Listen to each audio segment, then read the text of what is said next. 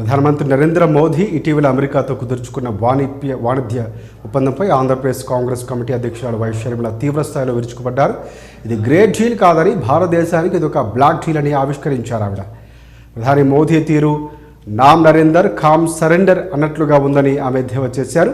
అగ్రరాజ్యం బ్లాక్మెయిల్కు తలొక్కి ప్రధానమంత్రి మోదీ దేశ ప్రజల ప్రయోజనాలను పూర్తిగా తాకట్టు పెట్టారని షర్మిల విమర్శించారు.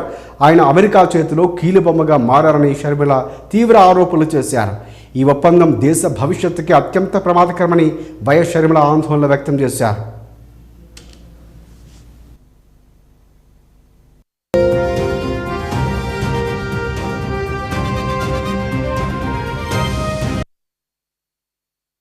మన దేశ ఎగుమతులపై అమెరికా 18% సుంకాలు తగ్గిస్తే వారి దిగుమతులపై మోదీ సుంకాలు 0 చేయటం ఏంటి?